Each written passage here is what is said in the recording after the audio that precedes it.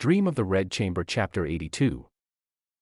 Daiyu has just returned from school, and the immediate barrage of family expectations is just suffocating. It really is. He meets his grandmother, Gia, and her immediate reaction to seeing him is to laugh and say, "The wild horse is put on a halter."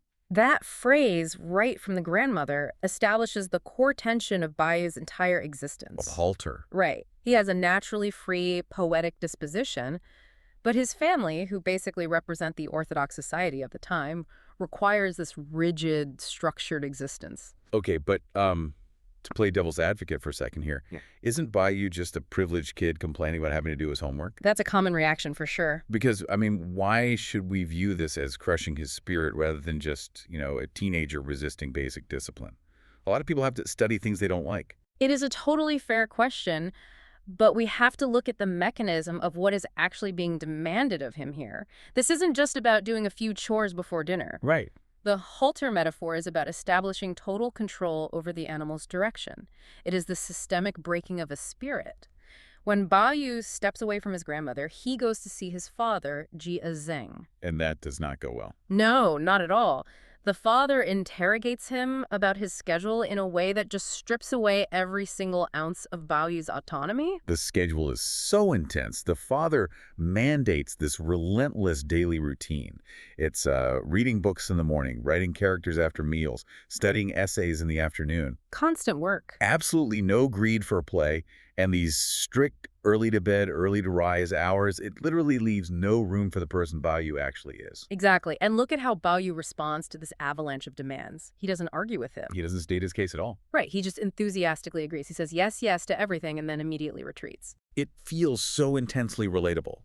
You picture a modern student trapped in this relentless cycle of, like, cramming for the bar exam or doing SAT prep for 6 hours a day. Oh, totally. You just nod and agree with your parents or teachers because you don't even have the energy to fight the system directly. The compliance is just a survival mechanism, not actual agreement. And the physical and emotional toll of that silent compliance is enormous. Verbally, he is wearing the halter, but internally, the pressure is building to a breaking point. So what does anyone do when they are suffocating under that kind of orthodoxy? They look for an escape valve. Right, he needs a safe haven. And logically, fleeing that pressure, he runs to the one person in the world he expects to validate his misery. His soulmate and fellow rebel, Lin Daiyu. Yes. He bursts into her room, the Jiaxan Guangguan, and he is, deeply dramatic about it. He declares that enduring just one day away from her felt like a day apart is like 3 autumns. That line highlights his immense emotional dependency on her and on that specific space. It's his sanctuary. Exactly. To Daiyu's quarters represent art, emotion, and freedom. It is the anti-classroom. He fully expects her to be his ultimate intellectual ally against the system. So he feels safe to just let loose. He launches into this passionate rant against what he calls 8-legged essays. Yes, a famous rant. He calls them mere tools used to cheat one's way to fame and make a living. He mocks the writers of these essays as being totally empty inside, creating cow demons and snake spirits while pretending to be profound. Such vivid imagery. It really is. Now, before we get to her reaction, what exactly is an 8-legged essay? Because it sounds like a very specific kind of torture. Well, it essentially was. They are called 8-legged because they literally required 8 specific, rigid sections. Perfectly explains why Daiyu, our wild horse, despises them so much. They are the ultimate halter. Precisely. So he is laying all this out there for Daiyu, expecting her to validate him. But she doesn't. She actually pushes back. This is a massive turning point in the text. The sanctuary doesn't provide the echo chamber he is desperately seeking. Daiyu introduces nuance and pragmatism into Daiyu's very black and white worldview. I was in shock on his behalf. It's like finding out your favorite, fiercely independent, underground indie artist. Just signed a massive restrictive corporate record deal. Yes, exactly. Why does Daiyu suddenly defend the very system that is making him miserable? Because she recognizes the reality of their society in a way he completely refuses to. How so? She points out that while she, as a girl, doesn't need to take these civil service exams, the essays shouldn't be entirely dismissed. She argues that some of them are actually near reason and clear and profound. So she's finding value in the rigid structure. Right. She is telling him that just because the structure is rigid doesn't mean the content is entirely devoid of value. And then she delivers the real blow. Oh man, this part. She argues that taking the exams for officialdom is a pure and noble path. Pure and noble. Those words absolutely crush him. The text says Baoyu is silently devastated.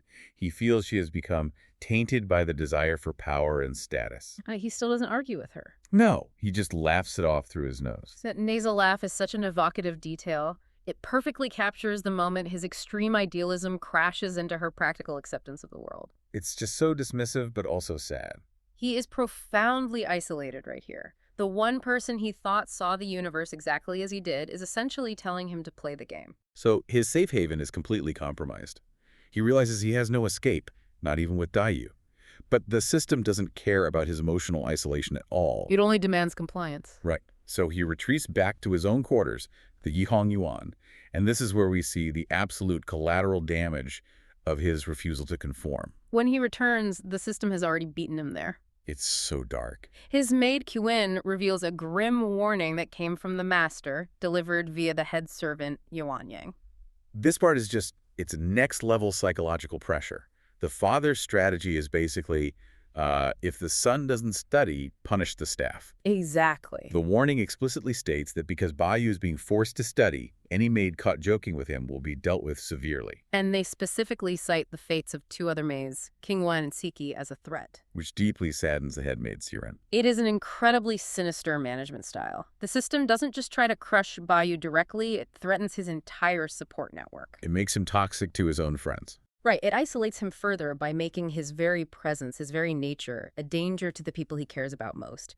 It's an enforcement of orthodoxy through intense guilt. And that guilt physically breaks him. Guilt-ridden, terrified for his maids, Baoyu actually tries to comply. He really does try. He sits down at night and tries to study the 4 books. What are the 4 books exactly in this context? So the 4 books are the foundational texts of Confucianism. They are the absolute bedrock of the orthodox educational system. Okay. They represent rules, societal structure, moral obligations, and the strict hierarchy of the world. Which is everything Baoyu naturally runs from. He finds them utterly confusing. He realizes that while he finds his beloved poetry incredibly easy, he has absolutely no head for these rigid texts. None at all. And his anxiety literally spikes. He becomes restless, he complains of being too hot, and he develops a literal fever from the stress. That's a very visceral reaction. It is. Think about the last time you were so stressed about a project or an exam that you actually made yourself physically sick. That's what's happening here. Yeah, totally. Long before we had terms like burnout or psychosomatic stress, this text is mapping out the exact biological response to an environment that demands you be someone you aren't. That is a crucial connection. We are seeing how a mind fundamentally wired against the material it is forced to consume will physically reject it. His body is fighting back. The contrast is drawn perfectly here. Poetry represents art, fluidity, and authentic emotion. The 4 books represent rigid expectation. His brain cannot synthesize the latter, and his body overheats from the friction of trying. And the most heartbreaking part is his reaction to the fever. He begs his maid Shirin not to tell his father. He is terrified. He is terrified that if his father finds out he has a fever, he will be accused of faking an illness just to skip school. He isn't allowed to be authentically sick, just like he isn't allowed to be authentically himself. Every aspect of his reality is heavily policed and suspected by the authority figures. But a psychosomatic fever isn't a doctor's note in this society. So, physically exhausted and running a fever, he is forced right back into the arena the next morning. Back to his teacher's classroom. Exactly. And this leads to what I think is the most intense part of the whole excerpt. It's his classroom showdown with his teacher, Daiyu. It is an incredible scene. It's his intellectual duel, where the very classical texts Baoyu hates are used to dissect his own character. Daiyu is a formidable opponent. He doesn't just yell at Baoyu, he tests him. He makes Baoyu analyze 2 specific classical passages to see where his mind is at. Right. Let's look at the first one. The prompt is, a youth is to be regarded with respect. How does Baoyu interpret this? Well, Baoyu gives a very pragmatic, almost cynical answer. He explains that youths have potential, sure. But if they reach 40 or 50 years old without achieving success, then no one will fear or respect them anymore. It is all based on outward achievement. And Daiyu immediately steps in to correct what he calls Baoyu's childish take. He completely shuts him down. He does. The teacher explains that having success, or having when, doesn't just mean getting a lucrative government job or passing exams. It means deeply understanding the way. Daiyu points out that even hermits who withdraw from society entirely can achieve this kind of true success. I want to pause on that. What does Daiyu mean by the way in this context? Because it sounds like the teacher is actually elevating the philosophy above mere careerism, which you'd think Baoyu would appreciate. It is a profound point. The way refers to the fundamental moral and cosmic order of the universe according to Neo-Confucian thought. Okay, so it's much bigger than just a job. Exactly. Daiyu is telling Baoyu that the education isn't just about getting a job, it is about aligning your soul with the fundamental truths of the universe. He is showing Baoyu that the philosophy he despises actually has deep intrinsic spiritual value. Daiyu is proving he isn't just a mindless bureaucrat, he is a true believer. Which makes the trap he is setting so much harder to escape. So having established that the stakes are spiritual, not just professional, Daiyu hits him with the second passage. Right, the second test. I have not seen one who loves virtue as he loves beauty or physical desire, depending on the translation. Baoyu immediately feels targeted by this prompt, knowing his own reputation. But he doesn't back down. No, he delivers an absolutely profound answer. He argues that virtue is a heavenly principle, an abstract concept, but beauty, or physical desire, is a fundamental human reality. It's hardwired into us. Yes, people naturally, innately prefer their biological desires over abstract principles. He says Confucius isn't just condemning people for failing, he is lamenting a biological reality. To put it in modern terms, it's like comparing the operating system of a computer to its physical hardware. Oh, I love it. Virtue is this beautiful, complex software we've coded to keep society running smoothly. Yeah. But biological desire, that's the hardware. Baoyu is essentially telling his teacher, you can't get mad at the computer for following its hardwired architecture just because you prefer the software. That analogy hits the nail on the head. Baoyu is arguing for innate humanism over rigid abstraction. It's an incredibly sophisticated reading of the text. He understands the philosophy perfectly. Which is the ultimate irony. He clearly understands the material perfectly. He can articulate it better than anyone in the room, yet he absolutely hates it. And that is exactly where Daiyu springs the trap. If you watch how Daiyu handles this, it is a devastating rhetorical move. It really is. Daiyu accepts Baoyu's brilliant answer, he acknowledges his deep intelligence, and then he uses it as a weapon against him. How so? Walk us through it. Daiyu essentially says, if you understand the philosophy this well, if you can articulate the difference between heavenly principles and human desires so perfectly, then your failure to apply these principles to your own life isn't a lack of ability. Oh. It is a conscious, fundamental character flaw. He tells Baoyu that he suffers from these exact two faults they just discussed, failing to seek the way and preferring base desires over virtue. Oh, man. He uses Baoyu's own genius to convict him. He corners him with his own intellect. Precisely. Because Baoyu is smart, he has no excuse for his rebellion. And Daiyu issues a strict ultimatum. Right, the punishment. Baoyu has 1 month to review old books and 1 month to write essays. And the teacher ends this showdown with a proverb that serves as the ultimate thesis statement of this rigid educational system. What was it again? A person who succeeds is not comfortable. A comfortable person does not succeed. Wow. A person who succeeds is not comfortable. That sentence alone carries the weight of 1,000 standardized tests. It really does. It is the ultimate justification for the halter. It tells you that your pain and your exhaustion are actually proof that the system is working. The scene shifts. We are in the Yihang courtyard. These are, beautifully landscaped, highly refined living quarters. Very fancy. Super fancy. And Baoyu, he's off at school for the day. And because the golden boy is out of the household finally has this rare moment of peace. Everybody can just breathe for a second. Exactly. The servants aren't scrambling. The strict rules are kind of relaxed. And there is just this pervasive silence. Okay, let's unpack this. We zoom in on this quiet courtyard, and we enter the internal monologue of a maid named Zirin. Right, Zirin. On the surface, she's sitting there peacefully sewing a beetle nut pouch. But inside her head, she is navigating a totally terrifying social minefield. Yeah, Zirin's situation is incredibly complex. She's not just a standard maid. She is essentially acting as an unofficial concubine to Baoyu. Wait, unofficial? Yeah, she has a recognized but sort of informal status as a room-filling maid, which is essentially, a secondary wife in training. Got it. I was reading her internal monologue, and I couldn't help but compare her to someone trying to survive a hostile corporate merger. Oh, that's a perfect analogy. Right, because she has this comfortable middle management position right now, and her current boss, Daiyu, is great. He's easygoing, she knows exactly how to manage him, but the company is about to be acquired. A merger is happening. Exactly. Daiyu is going to get married eventually. And if the new CEO who comes in, the primary wife, is ruthless, Shirin won't just lose her corner office. Her entire life will be ruined. And she has absolutely zero control over who that new CEO will be. None at all. And what's fascinating here is the way Shirin handles that total lack of control. She doesn't just like sit in the courtyard and worry about it. She immediately goes to do opposition research. Which is so smart. It is.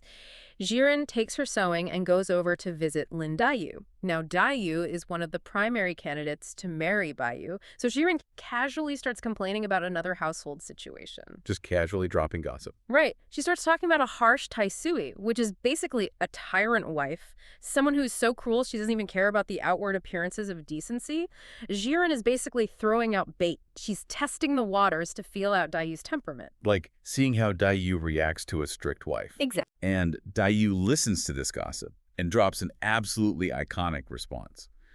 She says, and I'm quoting here, in domestic affairs, if the east wind doesn't prevail over the west wind will prevail over the east wind. It's such a famous line. And that line is really a masterclass in sociological observation. Daiyu is completely stripping away all the poetic romance and the polite veneer of their whole aristocratic life. She's just laying it bare. Yeah, she is telling you, the listener, exactly how the mechanics of their world operate. It is a zero-sum game. There is absolutely no sharing of power. I have to ask, though, I mean, is it really a zero-sum game? Surely in these massive aristocratic households there were, I don't know, alliances or compromises. Why does Daiyu view it purely as crush or be crushed? Well, it's because of the literal, legal, and social realities of the Qing dynasty for women in these households. Secondary wives or concubines had virtually no legal protections. None at all. Almost none. A primary wife had absolute, unchecked authority over the domestic sphere.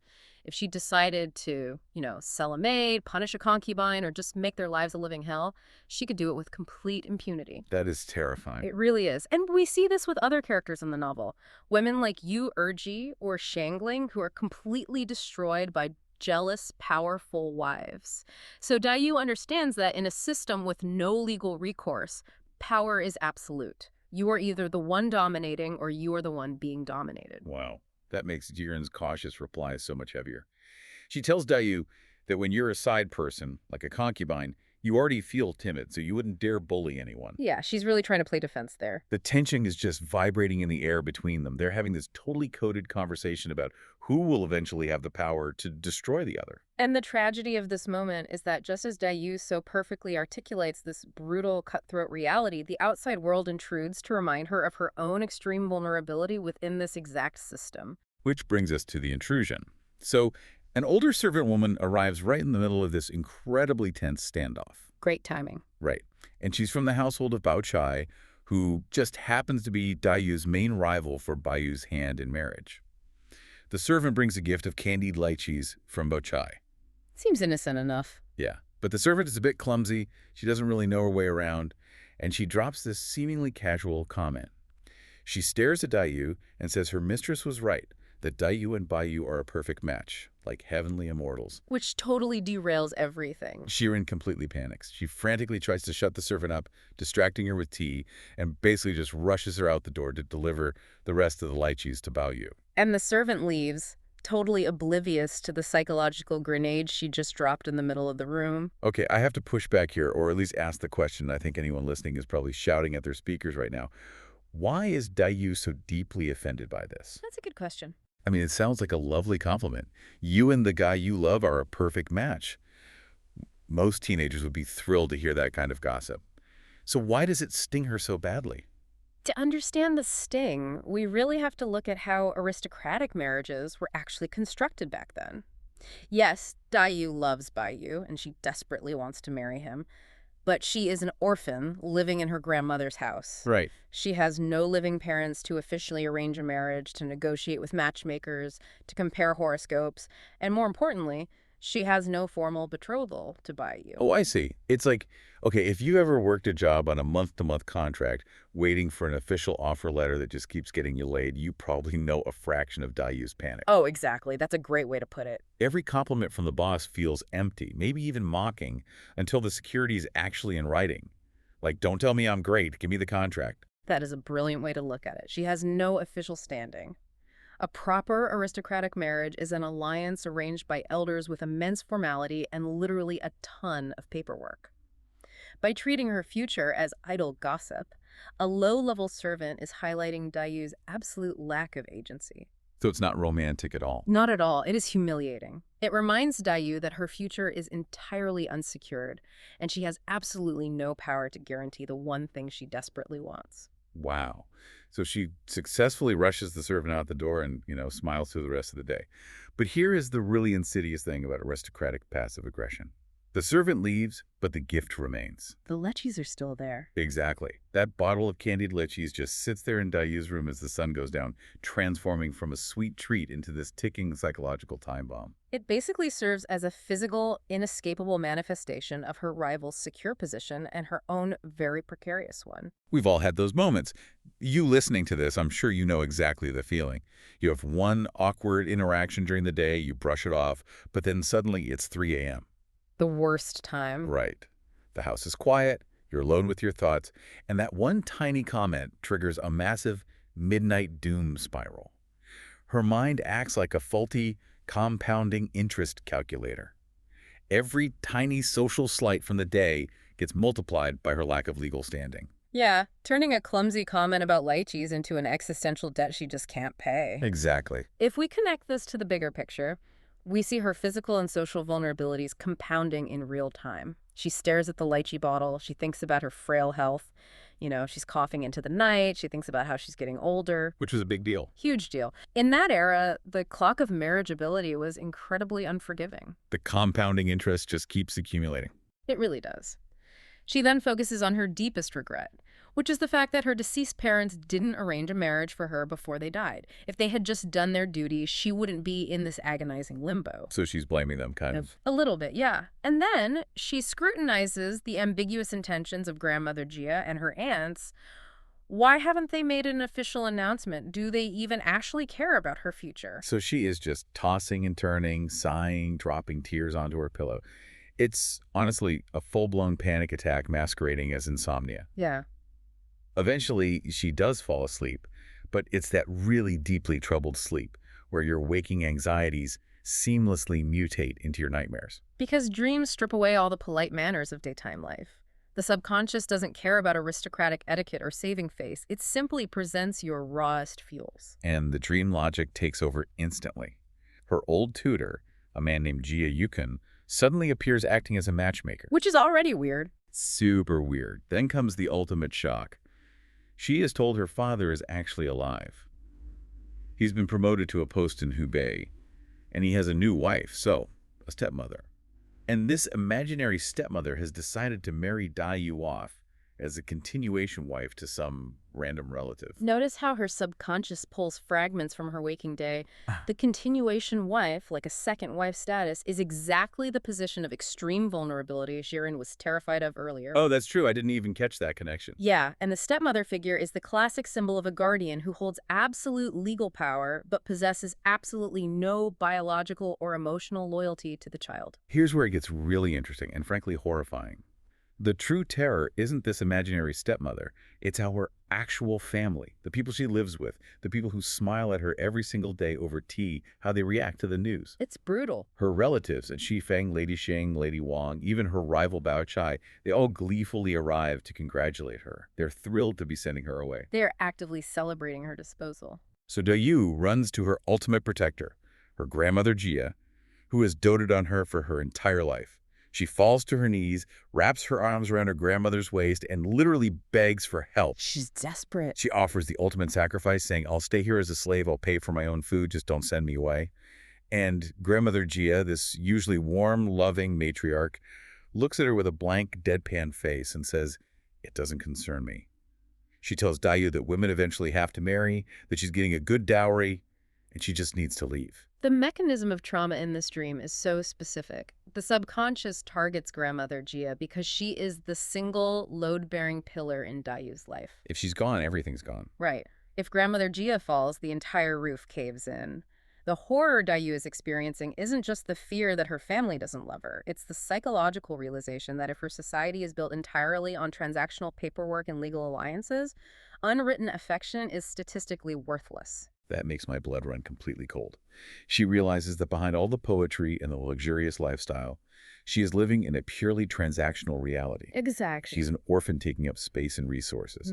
And when it becomes convenient to dispose of her, all that grandmotherly love vanishes in an instant because it was never legally binding. And stripped of all familial support, totally cornered by a society that views her as just a movable asset, she turns to her absolute last resort. She turns to Daiyu. She feels she has nothing left but this unsaid, unconfirmed bond between them. In the dream, she decides that if all love is false, she will just kill herself. It's so dark. But suddenly, Daiyu appears. And you think, oh, thank God the hero's here to save her. But this is a nightmare. Daiyu stands there smiling and congratulates her on her new marriage. Daiyu completely loses it. She grabs him, accuses him of being a traitor, and screams, I only came to this house because I was promised to you. The dream forces her deepest waking desire to the surface, presenting it as a broken promise. Daiyu replies, no, I am true to you. If you don't believe my words, look at my heart. And this is the moment where the story just aggressively shifts gears into that macabre body horror. Daiyu takes a small knife, and right there in front of her, he slices his own chest open. Blood starts pouring everywhere. He reaches his hand into his own chest cavity, rummages around, and then looks at her in utter panic. He says, my heart is gone. I can't live. His eyes roll back, and he drops dead on the floor. This raises an important question, right? Why does the author use such extreme, visceral violence in a novel that is mostly known for its delicate poetry? Yeah, it feels so out of place. But it's because the emotional stakes for these characters are quite literally life and death. They are trapped in a society where they cannot speak openly about their feelings. Their bond exists entirely in the realm of the unspoken. How do you prove a contract that is entirely invisible? Exactly. In Daiyu's nightmare, the only way Daiyu can prove his inner truth is by physically tearing himself open to show her his literal heart. He has to externalize the internal, and the tragic irony is, when he reaches for it, the heart isn't there. Oh, man. The one piece of collateral she needed to rely on is just missing. So Daiyu just starts screaming. She is holding his bleeding body, absolutely terrified that someone will find them and blame her, just weeping uncontrollably. It is the absolute climax of terror. The peak of the nightmare. And then the snap back to reality. All right. The ending of this excerpt is honestly a masterclass in atmospheric writing. We hear a voice cutting through the screaming. It's her maid, Ziwan, saying, girl, wake up, you're having a nightmare. The transition from the chaotic, bloody dream back to the physical reality of the bedroom is remarkably sharp. The mind wakes up, but the nervous system is still living the trauma. Daiyu flips over in bed, wide awake. Her throat is choked with sobs. Her heart is hammering against her ribs.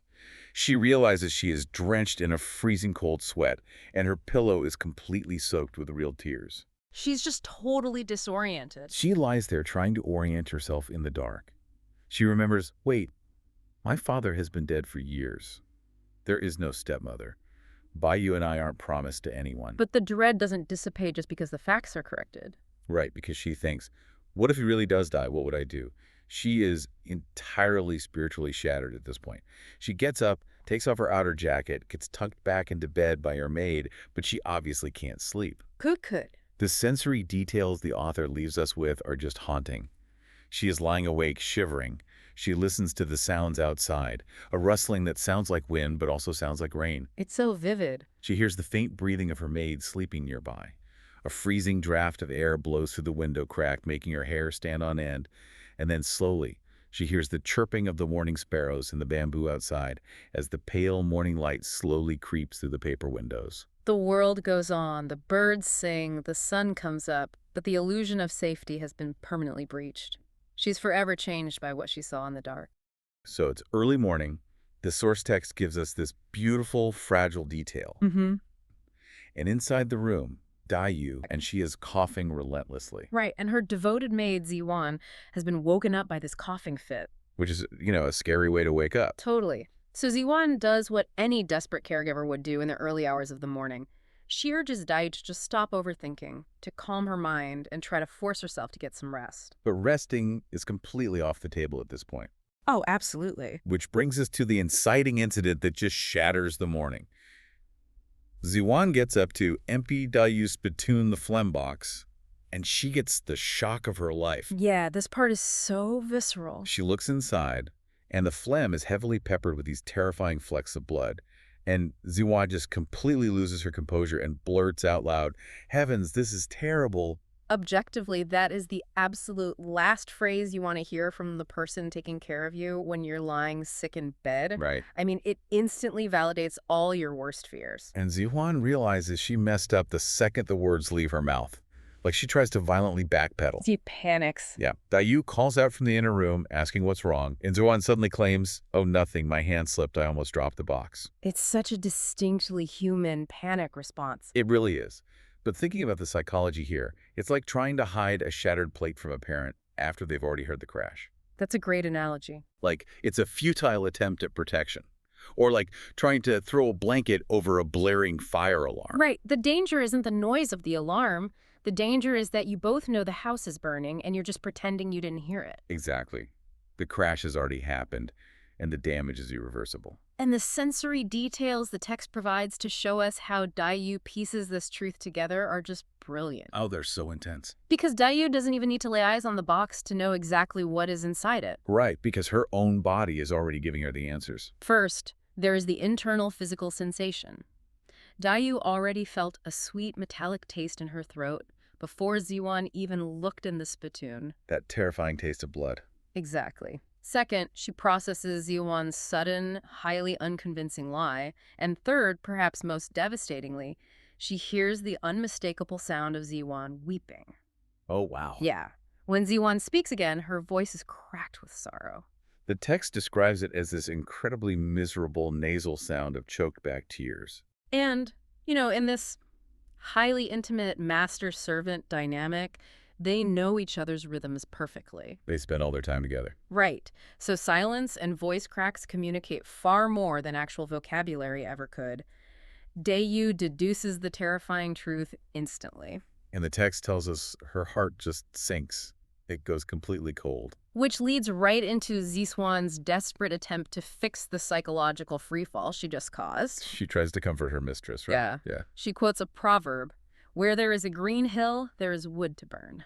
Meaning, basically, as long as you preserve your life and health, there is always hope for the future. Right. And then Ziwan reminds Daiyu of her support system. She explicitly mentions the absolute authorities of the house, the old lady and the lady. She says these elders love her dearly. Yep, but the psychological complexity of the narrative reveals itself in how spectacularly this backfires. Okay, wait, I want to look closely at Ziwan's strategy here, because I have a logical question for you. If you are sick and someone tells you that your family loves you and wants you to get better, that should be comforting, right? Not even a little. Instead, it reminds her of a recent, deeply traumatic nightmare she just had. The one about losing their protection and being abandoned. That's the one. Ziwan's words bring the absolute terror of that dream crashing violently into her waking reality. And the physical reaction the text describes here isn't just sadness. It is visceral trauma. It really is. The moment she is reminded of this dream, Daiyu feels a literal crash in her heart. Her vision goes completely black. Her entire expression changes. And then the unthinkable happens. Yeah, she coughs up a terrifying strand of dark purple blood. We are looking at the absolute core of Daiyu's character here. Her mind and body are not separate entities. Psychosomatic illness taken to a lethal extreme. Exactly. Her physical deterioration is inextricably linked to her emotional isolation and internal despair. It's wild to think about. The psychological shock of the attempted comfort literally ruptures something inside her physical body. It is a brutal illustration of the mind-body connection. So, obviously, the maids are absolutely terrified. Daiyu is dizzy, falling back, semi-conscious. Total panic in the room. Ziwan realizes things have reached a critical threshold. So she signals for another maid, Swan, to run out into the estate and get help. And this is the moment the claustrophobic life-or-death tension of the sick room collides head-on with the reality of the broader household. Talk about a jarring transition. So Daiyu is trapped inside by her physical decay, right?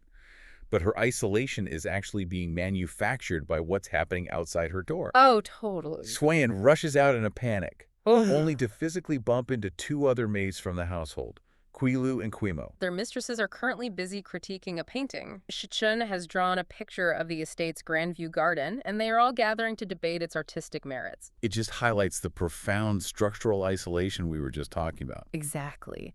And when Swayan tells these maids what just happened, their reaction is shock, but it's immediately filtered through a very specific kind of bureaucratic panic. Right. They say, "Why didn't you tell the old lady? You are so foolish." Their very first instinct isn't medical care. No, it's about the hierarchy. It's about ensuring the proper reporting channels for a crisis are followed so they don't get in trouble. And the craziest part is, Daiyu actually overhears this exchange. Even though she's in critical condition. Yeah, she pulls the maids inside the room, and what she does next shows the crushing weight of social etiquette. It's honestly hard to read. She downplays her illness entirely. She says it's not a big deal, she's just a little weak. She insists on maintaining social decorum. Like, oh, just invite your mistresses over for a visit later, after breakfast, if they have free time. But then, the facade cracks just enough for her to ask one question. She casually asks the maids about Daiyu. Did he go visit them? Right.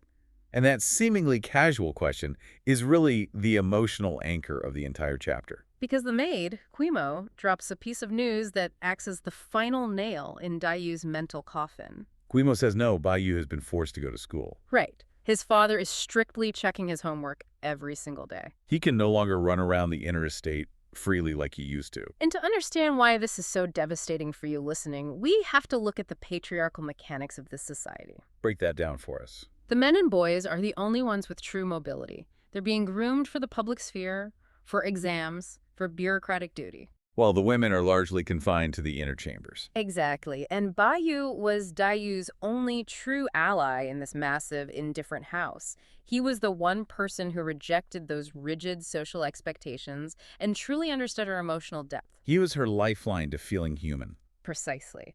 And now she learns that the patriarchal machine has swallowed him too.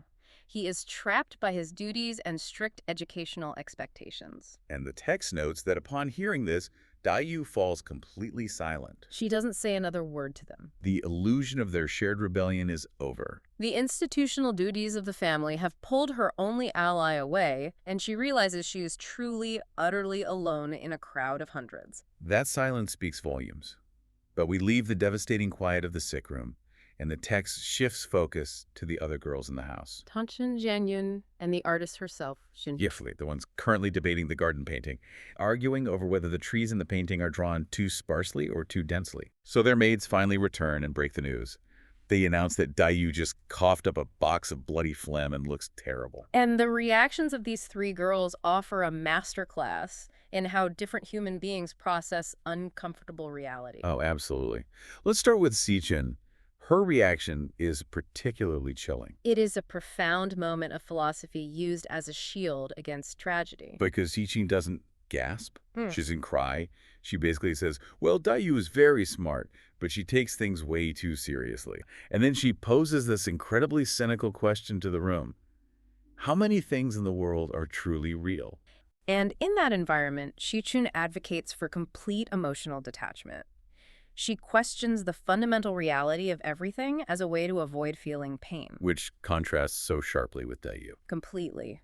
Daiyu's fatal flaw is that she feels absolutely everything too deeply. Shichun chooses to feel nothing to survive. While Daiyu feels so much that it is literally destroying her physical body. It's a heavy, cold way to navigate the world. But, social obligation demands action, so Tanchun and Jin Yun pause their art critique and walk over to visit Daiyu in the sick room. And this visit is an unmitigated disaster from the second they walk through the door. Because the entire interaction is performative, both sides know it's a mandatory social ritual, not an act of genuine care. Right. Daiyu forces herself to sit up and be polite. But internally, the text tells us she's incredibly bitter. She knows they only came because their maids happened to bump into her maid in the courtyard. She assumes they wouldn't have bothered to come out of true concern otherwise. The air in the room is just thick with this forced, suffocating politeness. And the tension builds until someone finally shatters the polite illusion. Yes, that someone is Xiangyun. The text specifically notes she is young and incredibly blunt. A dangerous combination in this house. Very. While Tanshin is making polite, meaningless small talk with Daiyu, Ziwan the maid is standing behind Daiyu's back. And she's silently, desperately pointing at the spittoon. Jiang Yin sees the pointing, walks over, grabs the spittoon, and just loudly exclaims in absolute horror over the blood inside it. She says the quiet part out loud. She drags the horrific biological reality of the situation right out into the center of this highly curated, polite room. There is such a profound takeaway here, because sometimes the most destructive force in a fragile ecosystem isn't malice, it's absolute unfiltered honesty. Wow, yeah. Remember earlier in the morning, Daiyu was too dizzy and overwhelmed to actually look inside her own spittoon? She deduced the blood, but she hadn't laid eyes on it. Right. But now, because Xiang Yin is making such a massive scene, Daiyu is forced to turn and look at it. She sees the undeniable physical reality of her own blood. And the text describes her reaction with this haunting phrase. Seeing it causes her spirit to be utterly crushed, leaving ashes half her heart. Seeing the visual proof of her own mortality just breaks whatever fragile psychological denial she had left. The polite illusion is shattered entirely. So now the reality is out in the open, and Tanshin, the other visitor, has to step in to do immediate damage control. Which is the ultimate example of covering up an ugly truth with a socially acceptable lie. Exactly. Tanshin immediately scolds Jiang Yin for overreacting, calling her fussy and dramatic. She minimizes the trauma. And then she invents a medical excuse on the spot to neutralize the tension. She tells Daiyu, oh, it's nothing to worry about. It's just lung fire rising up. A tiny bit of blood is perfectly normal. It happens all the time. Okay, we need to explain the mechanics of lung fire here for you listening. Yeah, so in the context of traditional medicine of the era, lung fire implies a temporary internal heat or inflammation, often brought on by emotional stress or seasonal changes. It is a highly convenient diagnosis. Very. By slapping the label of lung fire on Daiyu's condition, Tanshin is providing a polite, non-fatal, and temporary excuse for a terminal symptom. She is literally using medical terminology as social spackle. That's exactly what it is. And having delivered this incredibly unconvincing diagnosis to cover up the grim reality, Tanshin hastily tells Daiyu to rest and retreats from the room as fast as politely possible. It is an attempt to restore order through sheer, forceful denial.